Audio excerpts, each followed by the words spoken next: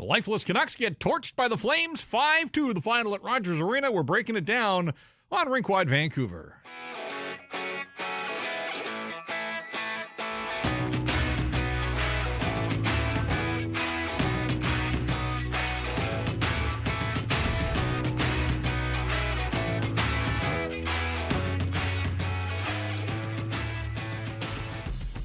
And we welcome you inside the Pacific Toyota Dealer Studios. Visit shoptoyota.ca or your local Pacific Toyota dealer today. I'm Jeff. He's Irv. We didn't discuss the outfits, but we're kind of dressed the same. Look, you may have given up on the hockey club. Don't give up on us here at Rink Wide. We always say we work with the material presented. And the Vancouver Canucks gave us lots to talk about. Unfortunately, not a lot of good. It's going from bad to worse for this hockey club that's lost 3 straight. Has just 1 win in its last 7 games, and boy, if that second period maybe as lifeless as this hockey club has looked 23 games into the National Hockey League season. Yeah, they didn't have a pulse, and they were supposed to be the fresher team off of just playing Thursday night against the Dallas Stars in what might have been their best game of the season, albeit in a loss. Calgary playing the other night, travel in Vancouver, supposed to have the dead legs, this, that, and the other. And they took it to the Vancouver Canucks in every single aspect of the game. Offense, defense, special teams. The Canucks just didn't show up. And like we said, we work with the material that's given in front of us. On this night, this is who this Vancouver Canuck team is. They can hang around kind of, but this is this team. Like, they're just not built to have playoff success. They're not built to contend for a Stanley Cup, and things are going, like you just mentioned, from bad to really, really, really worse in a hurry. Rink Wide Vancouver brought to you in part by Bet365. We'll have our line of the night a little later on in the program. Of course, we want to hear from you, and there is lots to get to here. Your frustration level. What do you do if you are the coach of this team with the roster you've got and the management of this team with the roster that you have assembled? Keeping in mind that there are almost 60 games to go in this long National Hockey League season. Knock, knock, knock. That is U.S. Thanksgiving calling on Thursday. And the story, if you follow the National Hockey League, where you are at U.S. Thanksgiving, a pretty good indication of where you're going to finish. And the Canucks are so far from the playoff bar as it stands right now. And as we said, 3 straight losses, 1 win in 7, so 1-4-2 in their last 7 hockey games. On the season, 9-12-2. That's 9 victories in 23 games. And this home ice record in shambles. The fans, you deserve so much better than this hockey club puts forth on a nightly basis in front of the home fans. And a weekend where the Vancouver Golden Eyes burst onto the scenes in spectacular fashion. Full house at the Coliseum. Nothing but rave reviews. And that was just the undercard for what came on Saturday night, and you and I were both at BC Place. 53,000, an incredible show. The city is still buzzing about the Whitecaps and their performance and their win. And then this was a chance for the Whitecaps, or the Canucks rather, to hold their own to some degree. They weren't going to match the drama, obviously, of playoff soccer and a playoff victory for the Whitecaps, but it was a chance for the Canucks to check off boxes here. Friday night, win for the Golden Eyes. Saturday night, win for the Whitecaps. Sunday, sitting there on a platter for them, and they fall flat on their face, throw up all over themselves. They lose by a score of 5-2 and now have 3 wins in 11 home ice games. So want to hear from you. Bring us some super chats, so we'll read them on air here as we work our way through this program. I kind of get the feeling this will be less about the game itself and more big picture items with this Vancouver hockey club that is swirling the drain here as things go and showing no signs of getting a whole lot better. Our Super Chat charity partner this season, the BC Mental Health Foundation, changing the face of mental health and addiction by supporting breakthroughs in care, public understanding, research, and knowledge exchange. Already a couple of Super Chats. This one from Justice. Can we just get rid of Kane yet? Seriously, don't get why we have this guy. Takes stupid penalties, misses every shot, doesn't have a physical presence most nights. He is awful. We'll have lots of time to get into individuals here, but I think for the first little while here, just want to sort of stay on the broader topic of this hockey club and where it's at. And on a night like tonight, where the Calgary Flames, one of the few teams beneath the Canucks in the standings, having played the night before, but so much more than that, they were in Chicago and Buffalo midweek. This was 4-6 for them. They touched every time zone in the National Hockey League. since the Canucks played that game in Florida on Monday. So the Canucks have been sitting here at home, fresh, rested. They're served up this Calgary team. Calgary, to their credit, look, they won 3 in a row. They have 4 wins in their last 6. Like, they're showing some signs of life. They work hard and getting enough to get the job done. And the Vancouver Canucks, where do you go from here? One forward had a point in this hockey game. The goalie had a point. Both goals coming from defensemen, so shame on the forward group. But they opened the scoring 65 seconds in on a lovely goal from Filip Hronek. Like, things started the way it wasn't like they fell behind and, it's not going to be their night. They get the start they wanted. Phil Hronek, who, by the way, like, if I asked you right here, right now, to name the Canucks MVP 23 games into the season, how short would the list be before you got to Filip Hronek? Yeah. Which, again, good for him, playing hard, showing up most nights, doing his thing, and scoring in this hockey game. But, I mean, it just speaks to how few other options there are around this group, the underperformance of so many players, and in a city that has bent over backwards here to praise a guy like Elias Pettersson. He was dreadful in this hockey game. Mm-hmm. He had lots of company, so it's not fair just to single him out, and the super chat was about Evander Kane, and he was dreadful in this hockey game too. And Brock Besser, he was pretty bad.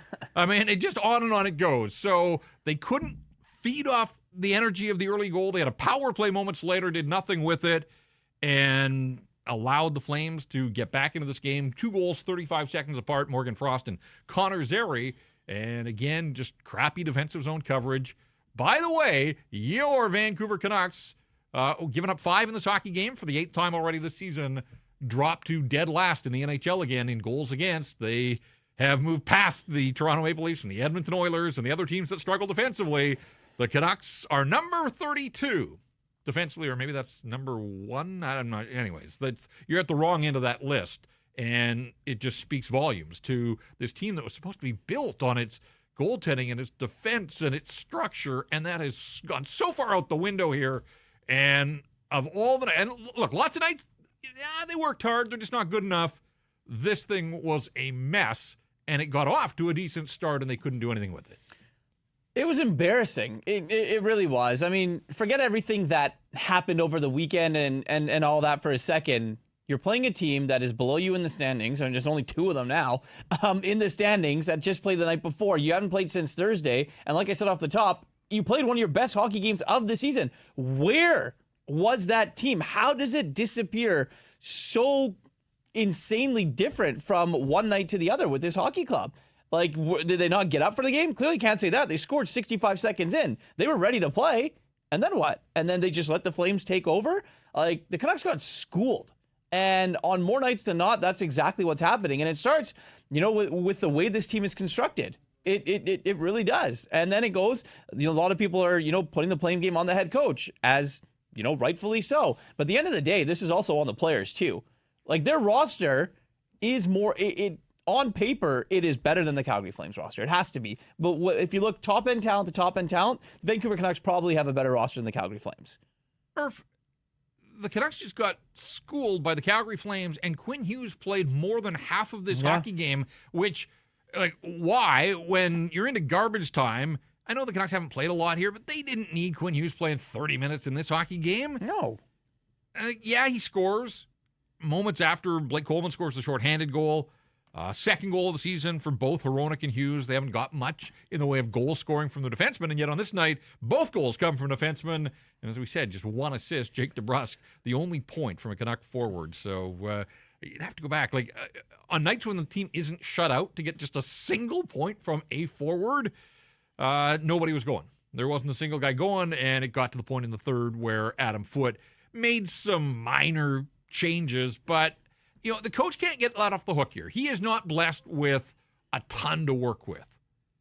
But I am starting to question more and more the decisions he makes, the deployment he makes, the fact that it took until the third period to see some sort of coach's decision with Evander Kane, who has gone 8 games without a goal, did nothing in this hockey game, other than take a silly penalty in the second period and just wouldn't stop jawing, first at the Flames and then I think at the referees.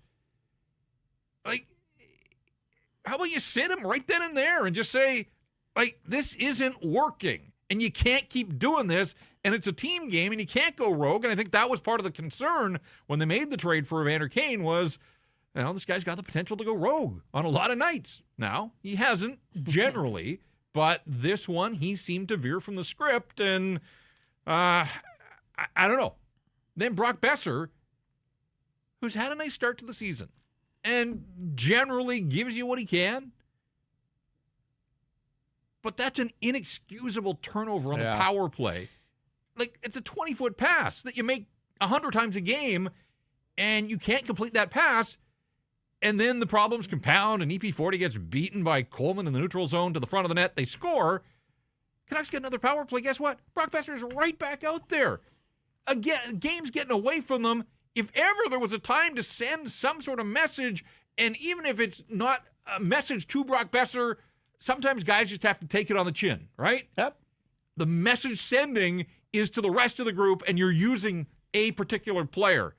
And if guys are just going to get run right back out there and told that what they did was okay, then what are we doing here? Like, seriously, what are we doing here for the rest of this season? I think that he has no other options, and that's what he thinks when he looks, Jeff. And I mean, to be quite frank, he doesn't.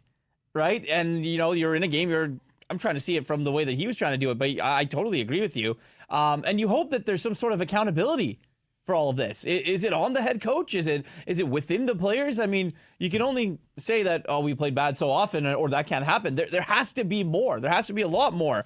Elias Pettersson spoke to the media, I can't remember what game it was, and said, I need to be better. I need to have better face-off. Right. That's good accountability. You want to see that. Kind of want to see it from your head coach as well. Kind of want to see it from some of these other players when they meet the media and they speak as well.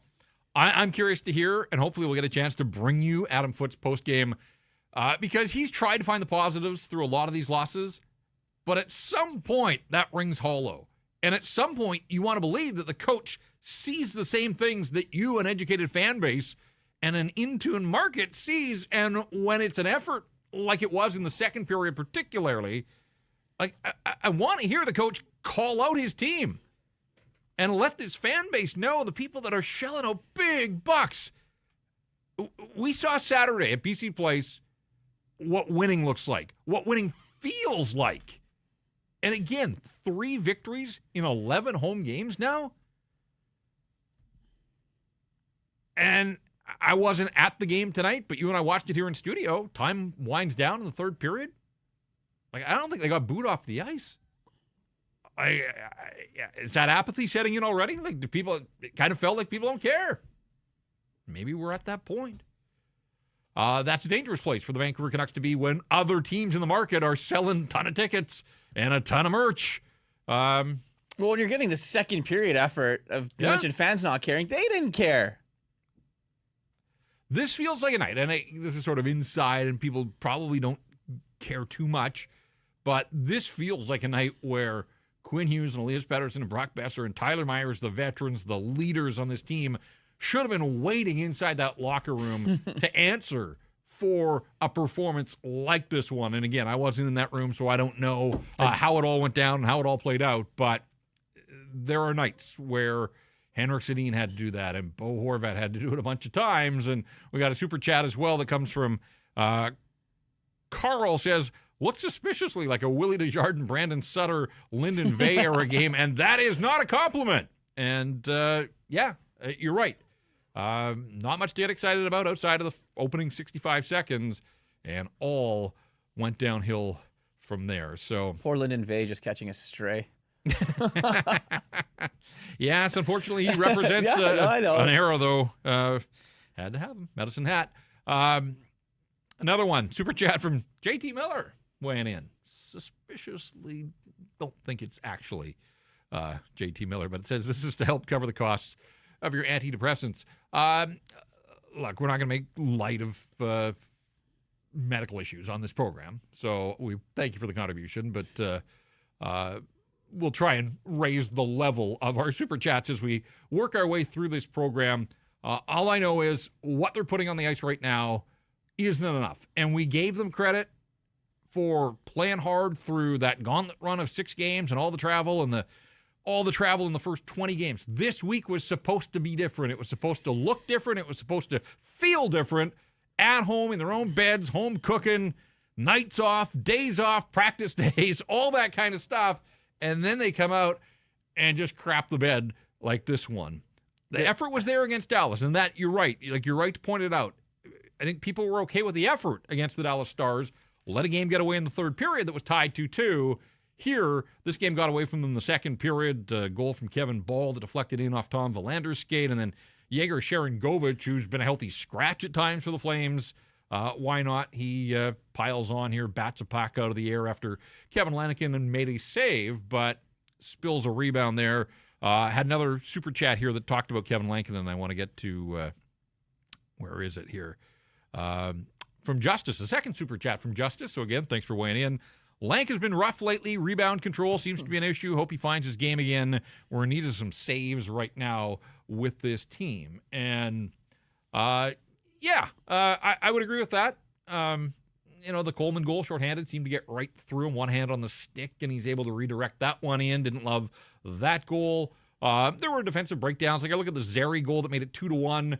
It hits Atu Ratu in front and sort of stops in the slot, and then Ratu is lost. He doesn't pick up Zeri as he jumps to the front of the net on the rebound, and got to do better defensively. And that looked like a lot of goals that the Canucks have given up this season, just standing around. Too many guys in and around the blue paint, but nobody's taking men, nobody's taking the puck, and wouldn't you know it, opponents pounce. And at that point, it was 2-1, and the Flames were off to the races. Yeah, and look, there's just no pushback. Zero. We talked about it last game that, we surprised that Evander Kane hasn't dropped the gloves yet, or someone. Do something. Like anything. Yep. Run a guy. Take a 2-minute penalty. Do something.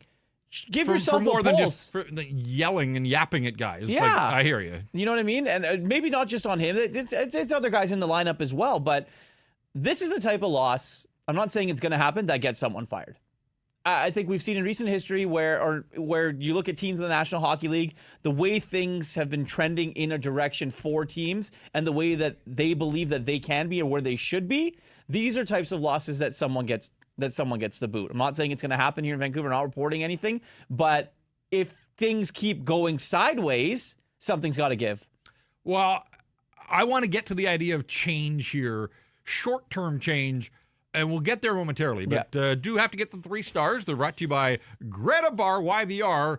My daughter was at Greta on Saturday night. She's heard me talking about it. She asked me about it, her and a bunch of friends. They went and checked out Greta, and sounded like they had a good time. So there you go, Greta Bar. They got you covered. Fun staff, terrific atmosphere. You walk through that front door, you know that you're somewhere special and something a little bit different as well, with all the arcade games, the big screens to watch all the games on TV if you're hungry. Greta, well, they got the incredible street food menu, weekly and game day drink specials.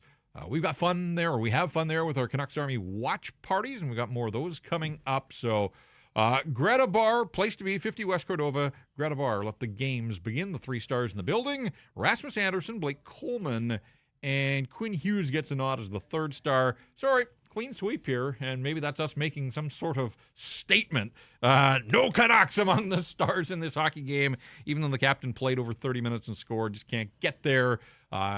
He's a fixture in our 3 stars most nights, but had to remove him. So Rasmus Anderson, 3 assists, +4, making things happen. Still a Flame. At some point he's going to get moved, but he was a Flame, and he was a good Flame in this hockey game.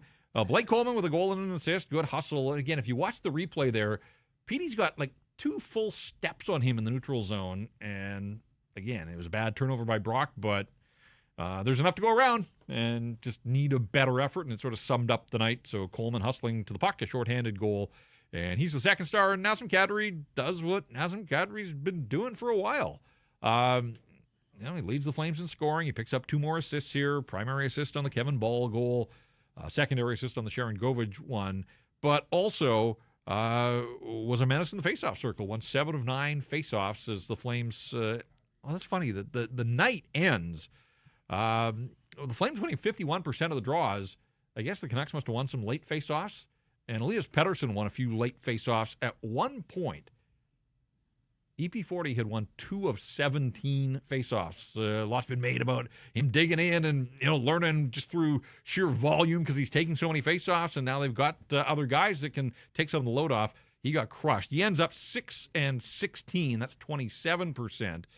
Atu Ratu had a nice night at 9 and 2, but Nazem Kadri among the best of the bunch for the Calgary Flames, winning 7 of the 9 faceoffs he took. So there you go. Those are the 3 stars. Clean sweep for the Calgary Flames, and that sort of tells a story of this night. The 3 stars brought to you by Greta Bar YVR. Oh, the Canucks shouldn't even sniff a 3-star. And no. Quinn Hughes shouldn't even have played 30 minutes in this hockey game. Like, you're so right about that. Or you're in a game that's completely gone. You're gone to the wayside. Whatever it is, you don't need to be playing Quinn Hughes on 30 minutes. It just doesn't need to happen. And that goes back to obviously coaching and Adam Foote. Maybe he's in over his head. Like, what is happening right now with some of the decisions that are being made by the head coach of this hockey team? This hockey team right now isn't built in a way where they can go and easily demolish and beat teams. They're just not good enough. You look at the Canucks' best center was Atu Ratu, 9-2 in the faceoff circle. So if Atu Ratu is your best center, David Kamp's supposed to be your second line center. Yeah. Like, Elise Pettersson had 3 shot attempts. Didn't even hit the net in a game against the Calgary Flames. I know. And 4 power plays, and I know they score a power play goal, Quinn off the rush there, but no shots on goal again for Elias Pettersson on the power play. It's weird why they had the 5-on-3 the other night, didn't have a shot on the 5-on-3, no shots on the power play here. But the issues are much bigger than whether PD had a shot on the power play in a game like this one. And I'm giving him credit. He's played very well. He has. This was not a very good night for him, and he had a lot of company. We've got a bunch of super chats. That's great. We really do appreciate it. I know the BC Mental Health Foundation does as well. So let's just roll through a bunch of them. Spatzilli says, there's no bad game when you view it at Greta Bar YVR. Yeah, we agree with that. Smasher66, rebuild, baby, rebuild, if the owner lets them. Justice to everyone yelling they should have kept Silovs. With retrospect, yeah, but at the time it made sense as Silovs sucked at the NHL level. Lank was solid and Demko was on the mend. Sucks, but it happens. I've seen that a lot, that, they should have kept Artur Silovs. Again, like, they couldn't keep them all. And they had committed to Lankinen. And at the time they committed to Lankinen around the Four Nations, Artur Silovs had, 1 NHL victory last year. He wasn't very good in the NHL. He got on a run in the playoffs. It was fun to watch. It was great for him. There's a world, though, last year, if Jari Patera doesn't get injured early in Abbotsford, he might have been the guy that got called up to the NHL and then returned to Abbotsford and be the number 1 guy down there, and Artur Silovs may have watched that playoff run from the bench. Woulda, coulda. It didn't happen that way, but anyhow, Silovs is in Pittsburgh. What's done is done, and there's no going back there. Shane says, the apathy inside the arena is palpable. I watch home games from the 500 level. The lack of understanding from the Canucks D, it's glaring. Does that responsibility fall on Adam Foote? And this is another super chat that comes from Free Petey that says, abandon the mano a mano D like yesterday. I think 23, Adam Foote may have come to this job with an idea of the way he wanted his team to play. If most of these 23 games have been an indication of his system, either this personnel can't play his system or can't grasp his system, certainly not executing his system. And so the idea that you're just going to keep doing this for the remaining 59 games of the season, part of being a coach at this level is being adaptable and finding things that work for the personnel you've got. Again, he is not blessed with the best roster in the National Hockey League. That was even when guys were fully healthy, and we know what's happened here. But this is his team, and he has to find a way, A, to make them care every night and look like they do, and then show up and give an effort that may not be good enough to win every game, but should have been good enough to win this hockey game. We use identity a lot when talking about teams and in team sports. It's hard to find what the Vancouver Canucks identity is as a hockey team. You mentioned the system and the structure. What even is that? What type of system does he want to play? There's been zero signs of them showing that type of Adam Foote system or him having his fingerprints on the game. Some games the defense look good. Yeah, he plays Quinn Hughes a lot. That's part of the problem too, is that you've got one of the best defensemen in the NHL playing half the game, and you're still getting skated circles around by the Calgary Flames. One more super chat here. There's two more actually that I wanted to get to. Domaniac says, if this doesn't make management rethink team personnel, I don't know what will. And then super chat from A, just the letter A. Do you guys think the Canucks should tank? The more I watch this group, the more I think this is a stealth tank. I think they now recognize that this forward group just isn't anywhere close to good enough. And so there was nothing stealth about their performance here. No, but again, like, there's very few reinforcements coming here. Teddy Bluger is back skating. Teddy Bluger can step into this lineup, certainly. But Nils Höglander is still a few weeks away. I just don't think you can bank on Filipino returning this season at any point. There is no way that this management group should part with assets to bolster this roster at this stage. Absolutely not.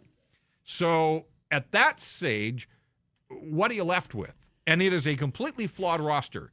But if I was in charge, first thing tomorrow morning, I would send Arshdeep Bains, Yuri Patera, and even Tom Verlander back to Abbotsford. Mm-hmm.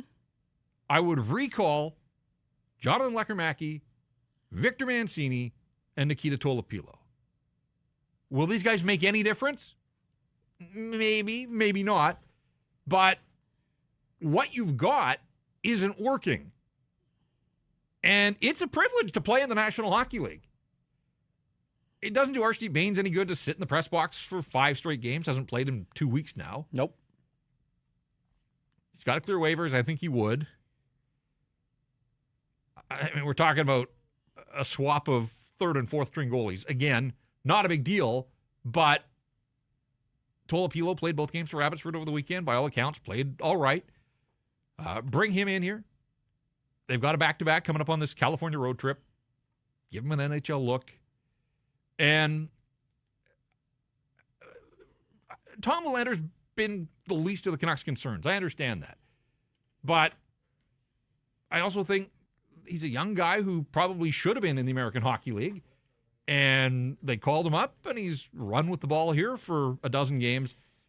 But there's nothing wrong with him going back to Abbotsford and playing a bunch and get Mancini in here. It's a different look. To me, something's got to give. If you're management just sitting on your hands and saying, no, it's fine, everything's fine, we're just going to keep rolling out the same group. You know what else I would do? This may sound totally counterintuitive. I'd commit to giving Lukas Reichel 6 games in a row on the wing. You're getting nothing out of Evander Kane right now. You're getting very little out of Mackenzie McEachern. Lukas Reichel can't even get in the lineup. But that's what I'm saying. Yeah. Like, he went from a misfit at center. That didn't work. And then reports that, now they're trying to basically give him away. Well, before you do that, why don't you play him in his natural position? Like, it can't be any worse than tonight with the guys that were in the lineup. Absolutely. So why don't you actually take a look? Like, maybe as a winger, there's something there. I don't know, but it's not going to hurt you at this stage. Before you actually trade him for less than you paid to get him, commit to 2 weeks of just letting him play. If it doesn't work, it doesn't work. It's not going to cost you a playoff spot to put Lukas Reichel in your lineup for a couple of nights. No. And again, these are not solutions to the big picture here, but if this is a stealth tank, then effectively you're just moving the same sorts of pieces around, but it's a different look at the very least. And again, rewarding the same guys night after night after night with a lineup spot in the National Hockey League, that doesn't make sense to me. So why not try a few different things? Because what you're doing with 1 win in 7, it ain't working for you. No, absolutely not. And I see you in the chat. We hear you. We definitely hear it. And then, the team tank and this, that, and the other. Nothing is imminent. Nothing is gonna trading Quinn Hughes tomorrow or next week isn't going to change anything. Now, there's reports that came out about Quinn Hughes and if he's going to resign, if he wants to ask out. I truly believe that Quinn Hughes, the conversations that were had is if it doesn't get better, then things are going to have to change for me personally here in Vancouver. If that's the case, you look at where they are here. We're at my favorite time of the year where it's U.S. Thanksgiving this week, and the Canucks are nowhere near a playoff spot. They're the bottom 3 in the standings. Does that look like, if I'm Quinn Hughes, I have a chance to win in the next few years with this team right now? Probably not. So as we inch closer to the deadline, after the Olympic break, I think there's going to be some serious consideration to a conversation that will have to be had with management or whoever's in charge, if it gets to that point, about what to do with Quinn. And I definitely think that, there's going to be some serious consideration for Quinn. Is this a place that he really wants to be long term? And for the Canucks, you look at your entire future. The only way a rebuild happens is if you trade Quinn Hughes, and then you can look at other players. You can't trade Demko. No one's going to want him. I'm sorry, no one's going to want a guy like Thatcher Demko just because he can't stay healthy. Elias Pettersson's not going anywhere. But it's going to be so wild to see if this management regime, at the end of it, they can look at the end of the season and all they're left with is Elias Pettersson, a $92 million contract and draft picks? Like, what are we doing here? I don't know. I ask myself that question a lot right now. What are we doing here? We're doing Rink Wide. What they're doing down at the rink is another thing. All right, we're going to hear from Quinn Hughes in a sec, but I do want to get to the stat that stands out because this sort of falls into the category of a lot of things that we've talked about. The stat that stands out is delivered by Uber Eats, and Uber Eats is enabling fans to maximize their fandom all season long with exclusive game day deals on the app. And every time the Canucks are playing at home, you can get a buy one, get one 6-piece chicken McNuggets from McDonald's in Vancouver, only on Uber Eats, from game day eats to paper plates and napkins if you're hosting, to all the ingredients you need to make your favorite game day dip before, during, or after the game. Uber Eats is assisting every fan's hockey experience all season long. Hashtag crave the stats. And the stat that stands out, yeah, there it is, big bold numbers. 1-5-1 in the last 7 games at Rogers Arena. The home team is 1-5-1.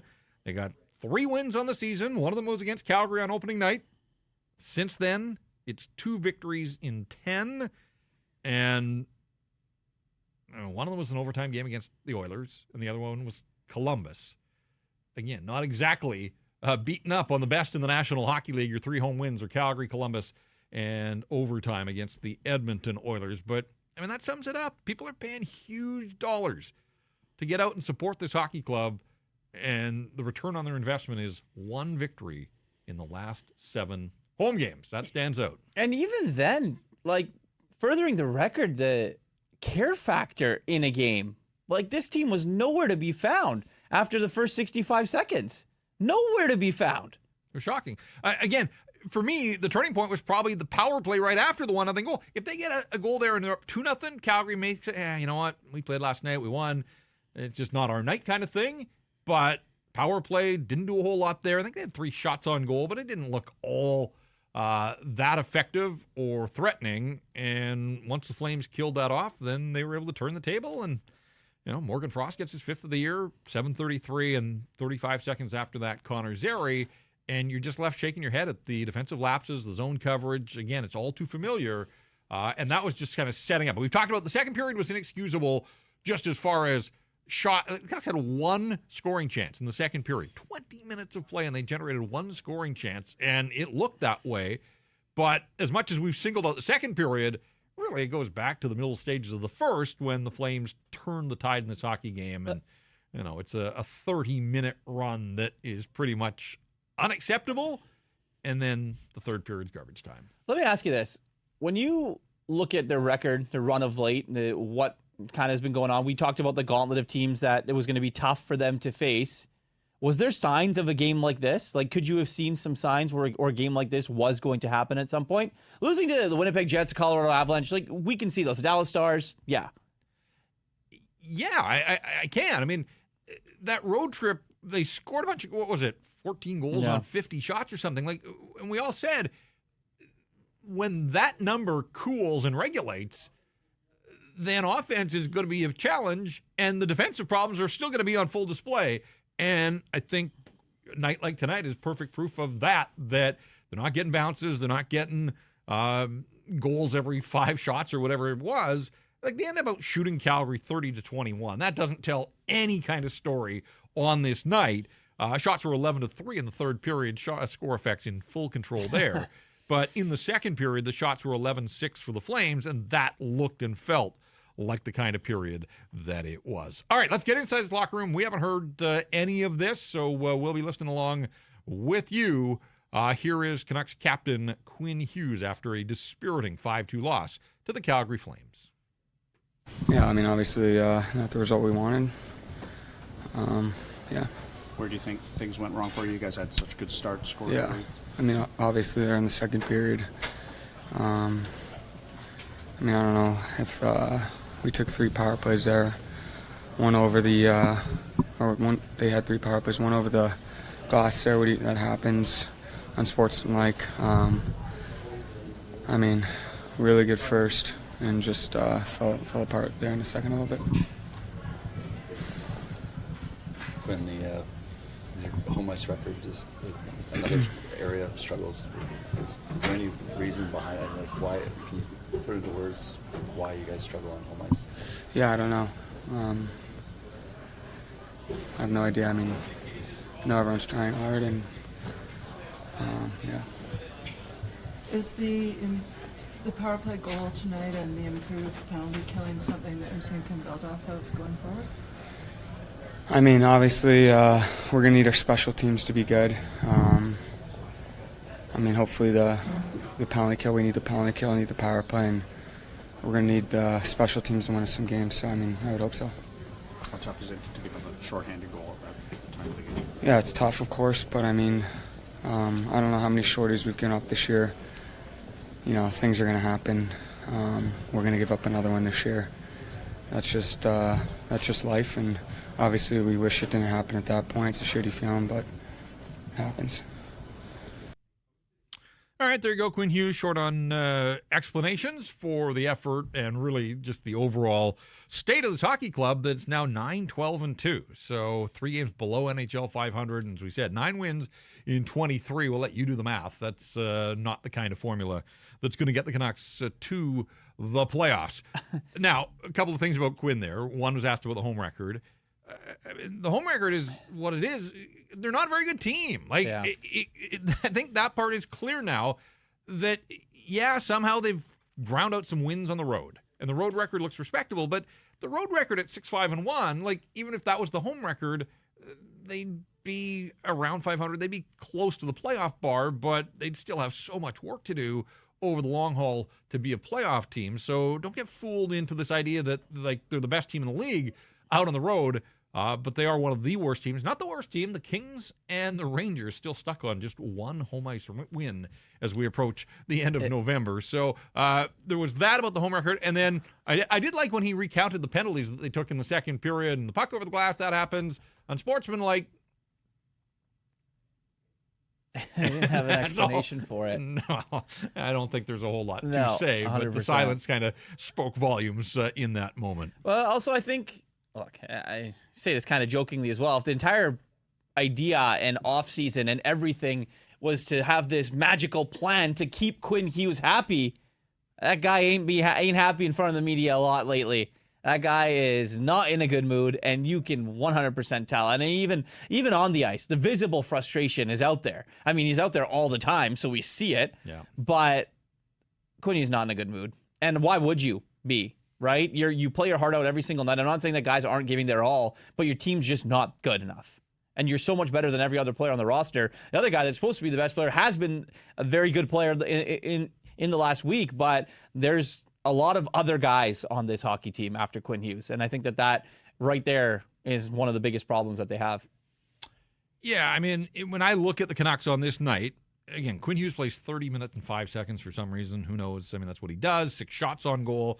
So he had 6 of the Canucks' 30 shots. After that, nobody else with more than 3. We talked about the fact that forwards were just a non-factor across the board. Elias Pettersson, no shots, the 3 attempts, got buried in the face-off circle. So it wasn't a great night for Petey, Brock Besser had 3 shots on goal. I don't really remember any of them. Connor Garland had a couple. The Evander Kane thing, like 1 shot on 9 attempts. Like he continues to just fling pucks to the net, but they're not dangerous chances. Like, do you remember a single opportunity tonight where you thought Evander Kane looked like he was about to score a goal? I can't remember a single opportunity this season other than his goals that Evander Kane looked like he was about to score a goal. And he's got 3, and 2 came in the same game in Nashville.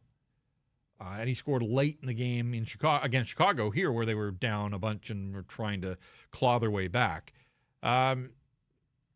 Now, his ice time was limited, where we talked about some accountability. He only played 13 minutes at even strength, which is way down for him. 15-29 overall. And there was a bunch of special teams on both sides, and he doesn't kill penalties for the Vancouver Canucks. But this was a night where, like so many others, he was a non-factor aside from the undisciplined penalty that he took, and he has taken too many penalties. That's all part of the Evander Kane experience. But 23 games into the season and just 3 goals at this point. Expected a whole lot more. So where do you put him? Well, I think what would you do? Right. So if you want to sum up the Vancouver Canucks, like in this whole season, in one roster move, it was that Adam Foote decides to demote him to start the 3rd period, and guess what? Drew O'Connor gets promoted to play with Elias Pettersson and Jake DeBrusk, and that's not a knock on Drew O'Connor. He's had a nice start to the season. He's given the Canucks what he can. But if anything screams flawed roster, it's that you try to make a statement and bring a guy and demote him down the lineup, and your answer is, well, Drew O'Connor now suddenly is one of your top wingers. And getting Nils Höglander back, sure. Like, when they do, they'll be able to plug him in, but he's also going to be 2 months behind the 8 ball, coming off ankle surgery. We see this all the time. Like last year, Dakota Joshua was out for the first 6 weeks, and people are like, can't wait till Dakota Joshua gets back there. He admitted it was hard to jump in midstream when everybody else has 30 games under their belt, and we don't even know which Nils Höglander is going to show up, the good one or the one that scuffled so mightily last year. So, if you're counting down the days until Nils Höglander is back around this group, first of all, it's still going to be another 3 weeks or so, and can he play on this team? Sure he can. He's not the savior, though, and it's going to be weeks before they have an opportunity to plug him in. So what you see is what you get, and that's where Adam Foote's hands absolutely are tied, that when he tries to make a roster move, he's got David Kampf as his second-line center, Drew O'Connor is playing on his top line for the 3rd period. This is the NHL. It's a tough league, even against teams that are bad. Guess what? So are the Vancouver Canucks. This segment of Rink Wide presented by the Pacific Toyota dealers and the Toyota Prius plug-in hybrid, and its no-compromise approach to electric vehicles that offers the best of both worlds. We tell you all the time, you can drive up to 72 kilometers on battery alone. That's enough to get you from downtown to the rink to the grocery store and then home to recharge. Seamlessly transitions from electric mode to the gas engine for a combined range of 962 kilometers. No sacrifices when it comes to horsepower or style. With its sleek, low, and wide exterior and sophisticated interior, loaded with tech that's actually easy to use. And right now, you can lease a 2025 Prius plug-in hybrid SE from $99 weekly at 3.49% APR for 64 months with $3,600 down. And that includes a $3,000 discount. Visit shoptoyota.ca or your local Pacific Toyota dealer today. Going to hear from Adam Foote in a moment. Yes. And I am interested to hear the tone, but also, what kind of answers does he have for a performance like this one. But I want to double back. One of the Super Chats talked about Kevin Lankinen. Lankinen gives up 5. Again, there have been a few nights where he's given up 5, and I thought, the goals that got past him weren't terrible, but in volume, 5 is too many. This team's not going to win very often when it gives up 5 goals. Since Thatcher Demko went down, and that's coming up on 2 weeks now, Lankinen's 2-4-2 in those games. Team in front of him, not very good. But if the hope was that as a 1B, he could seamlessly transition and become the 1A, it hasn't gone so well for him or the hockey club. Too many breakdowns, not enough saves, not enough wins, obviously, with 1 win in the last 7. So, I think you roll Lankinen into the rest of it, that he hasn't been the answer. It's not all his fault, but I would say if I was grading Kevin Lankinen in this stretch right here, right now, I'd be tough to go any higher than a C probably for his performance. Yeah, absolutely. And I think that you look at it, they gave him the extension when he was, playing at that ridiculous level. Contract season guys usually get paid. Yep. Except Evander Kane right now. But look, I just don't think that he is built to be a starter in the National Hockey League. That's why you look at it, and when Thatcher Demko is healthy, one of the best goaltenders in the league, that's how important Thatcher Demko is to this team. Like, good starting goalies in the National Hockey League are so hard to come by. There's only a handful of teams that really have guys that they can depend on night in and night out. Those are the teams that go far in the playoffs and win the Stanley Cup. Free Petey brought a super chat. He had a hypothetical trade for Quinn Hughes and Kiefer Sherwood. I'm not here to play Let's Make a Deal tonight. We appreciate the contribution, though. It all supports the BC Mental Health Foundation, but I'm not going to deal in hypothetical trades on this program right here, right now. What I am going to deal with is the head coach of the Vancouver Canucks. Wasn't a great night for him. Wasn't a great night for his hockey club. Let's see what Adam Foote had to say after the Canucks get singed 5-2 by the Flames. Adam, we just talked to some of the guys in the room. They talked about liking your start, liking your first period, and things kind of got away from you in the second. Where did you see things sort of go wrong in the middle of the game tonight? Well, we did have a good start. You guys saw it. We could have capitalized on a couple more chances. They capitalized on theirs at our net. They got some pucks to the net, and they beat us to some rebounds. And that's their game. They're going to throw pucks when they can down and try to beat you to that area, the blue paint, and they got a couple on us.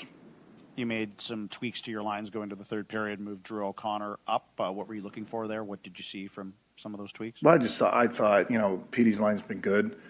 But I thought today they just didn't have a lot of zip, and I thought, Drew holding pucks and going, I thought maybe he'd give him a little bit more. One of the things that we saw in this game was a lot of shots where there were screens in front, and it felt like the shots were coming high, but your players were aiming to tip them down. Is that by design, or how do you get those tips? We tried. I mean, I wouldn't say I was disappointed. I thought, Petey's line's been good. One of the things that we saw in this game was a lot of them down. Is that by design, or how do you get those tips to actually hit the net? Because quite a few were tipped wide. Well, I mean, that's an art and a gift. I mean, those guys are usually pretty good hand-eye, and sometimes they're tipping them in and down, and sometimes they're not. But, I mean, in the first period, we had a lot of great A's, like a lot of really good looks, and it just didn't go in. So I didn't look at the shot. I'll go look at that to see what that was about. But, we could get pucks delivered more to the net for the second and third rebound chance. I'd like to see more of that rather than high shots. But we've been discussing that. We'll keep pucks alive and let those forwards go into the net, jam at it, and do their thing. And in the defensive zone, it felt like there was quite a lot of chasing. Was that just players getting a little bit anxious in the game, or what can you contribute to kind of that chasing that we saw both from the defense and the forwards in the defensive zone? Well, they didn't chase anyone in the first because Calgary really wasn't in there in the first. I mean, the second period, they had 3 power plays. We had a young group caught out there where, about 3 times, I think what you're probably talking about is we weren't quick to pucks. When our center was not in the zone first, I felt like the first forward isn't supposed to be the low forward. I felt like there was a few times where, even on 2 goals where there wasn't good communication with that. So then it allows separation, maybe a little bit of chase, but it did happen a few times, but not a lot. They didn't get a lot, but they got some chances they scored on, and we didn't score on ours. Last week in Tampa, you were able to take advantage in the third period of a team that was on a back-to-back. Were you disappointed that you weren't able to get the same kind of third period tonight? Well, when you're down by that much, it's hard in this league to come back. And we tried. I mean, I wouldn't say I was disappointed. I was wasn't too happy with where we were going in the third. I don't think it had to happen like that again. We've been really good first. We got to get a couple more dirty goals, get something past some of these goaltenders, and maybe it'll be a different situation going into the third. All right. That last answer was a little bit more of what I guess I was hoping to hear from Adam Foote. And he's not wrong in as much as it wasn't so much the third period. Like, yeah, the home opener against the Flames, when the Flames had played the night before, the Canucks took over in the third period.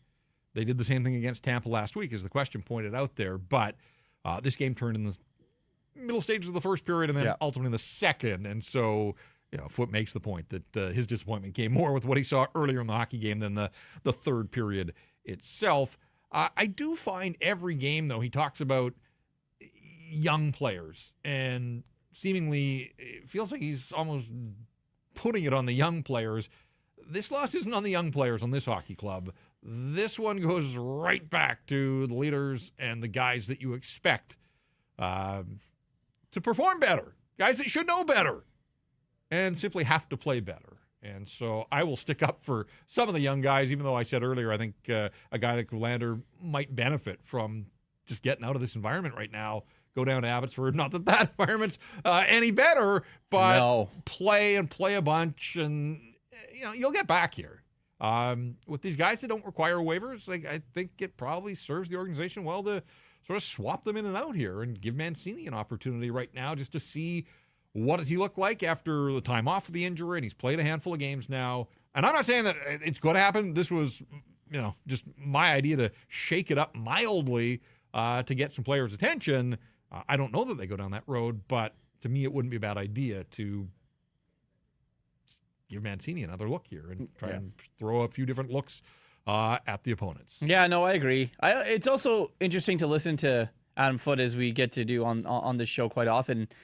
After he says a lot of the same things after losses. Mm-hmm. We tried hard. We were almost there. We had some chances in the first period, and then that's it. No real answer for what got away, how it got away, and why it got away. I understand you don't want to give away your secrets and what you're going to tell your team to improve, but at some point, you got to, there has to be something.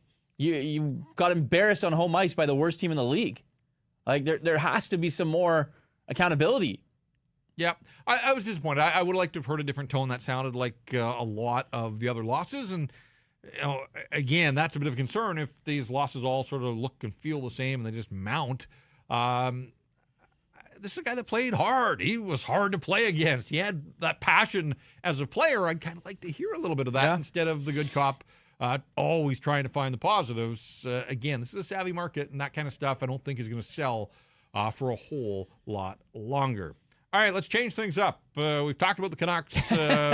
It doesn't get any easier from here as they pack their bags. They're out on the road for 4, but before the road trip, there are other games around the National Hockey League that I know Irf is keeping an eye on. What's got your attention for the Bet365? Line of the night. Well, my attention is I sucked on Thursday, so I owe you guys one for this one. We like the Ottawa Senators in L.A. Travis Green, kind of a home game-ish, lives in Anaheim. Vegas Golden Knights in Utah, I'll take that. And the Devils against the Detroit Red Wings. So put those three together. It's a pretty good parlay on Bet365. Whatever you bet, it's never ordinary. Bet365, download the app. Get in on the game. Use code NATION. Bet365 must be 19 or older. Please play responsibly. Do you know just looking at other trends and betting lines, for Cale Makar or Nathan McKinnon, each of them separately, to get a single point in a hockey game is minus 300 right now. I don't think McKinnon got one. There was only one goal. No, there's only one goal. There were 2 1-0 games in the National Hockey League today.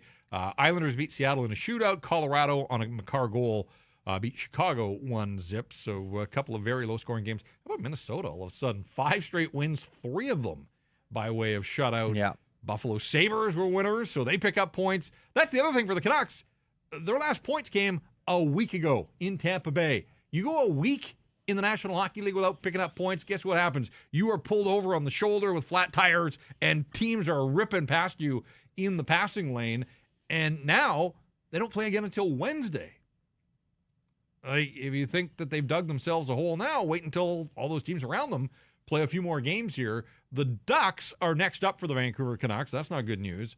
And the Ducks don't play until that game. They played last night. They beat Vegas 4-3 in overtime. Cutter Gauthier with his 13th already of the season. That was the winner, and now they're idle, and they'll be rested down on the Duck Pond. They're 8-2 at home this season. They lead the Pacific Division. They're 4th in the overall standings. There was this idea that the Ducks were going to take a step or two.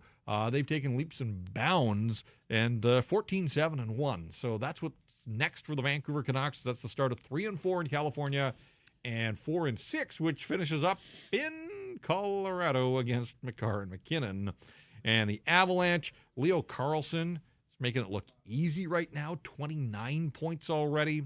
He's going to make a lot of money. Cutter Gauthier's got 26. Troy Terry's got 25. Bennett Seneke's got 16 points. Chris Kreider, remember, basically a giveaway by the Rangers. He's got 10. Half of them are on the power play. So there's still some life in Chris Kreider. And on top of all that, Anaheim's got goaltending. Lucas Dostal's been busy, but he's been very good. He's started 17 games. I don't know. Maybe he'll get the night off, and the Canucks will see Peter Mrazek, whatever. Dostal's 11-5-1 with a .281 and a .904 save percentage. So they've got good goaltending behind an incredible third best offense in the National Hockey League. That's not what this Vancouver Canuck Hockey Club wants or needs, but you got to play the games that are on the schedule. And so off to California. Wednesday is the eve of U.S. Thanksgiving. You're in with me on Wednesday. Vibe-o-meter. We will do our monthly vibe check on the state of the Canucks and their hopes of keeping Quinn Hughes in the big picture. May have some graphic accompaniment this time around. Give you a hint. Juju's not good. Yeah, no, I can kind of feel it. Anaheim Wednesday, then that 1 o'clock start on Friday, Black Friday, in San Jose. And the Sharks are fun and score a bunch of goals, so that's not going to be easy. And then it's back-to-back, although it is an afternoon game Friday and the nighttime game on Saturday. But you're in the state of California, and yet there's travel. It's down to Anaheim, north to San Jose, and then back down to SoCal to take on the Kings, and then a day off Monday, and then they'll take on or day off Sunday, rather, a couple days, and then they finish up the road trip in Denver against the Colorado Avalanche. So the Canucks have played a bunch of road games already. Everybody knows that. They were home for 2. They flushed both of them to Dallas and to Calgary. The effort against Dallas was all right. People were like, hey, if they show up and play like that, they're going to win their share. And then a couple of nights later, with a day off and a practice in between, they come out and basically roll over against one of the few teams behind them in the standings. Inexcusable performance from the Vancouver Canucks. 5-2 is the final. That's 3 straight losses. It's 1 win in 7 for the Vancouver Canucks. So they will limp off to California for a U.S. Thanksgiving road trip. All right, that's going to do it for us here at Rink Wide. Wish we had better material. Certainly the Golden Eyes and the Whitecaps provided with a bunch of stuff. Alas, the Vancouver Canucks cannot hold up their end of the bargain here on a busy and memorable weekend of sports in the city of Vancouver. So enjoy a little bit of downtime between now and the next Canucks game Wednesday night from Anaheim. We'll be back with our next episode of Rink Wide then. We had Jacob Lazar in with us helping out behind the scenes, and we appreciate his help. For Irf, I'm Jeff. The final again, it was the Calgary Flames 5, the Vancouver Canucks 2. Thanks so much for checking out this episode of Rink Wide Vancouver.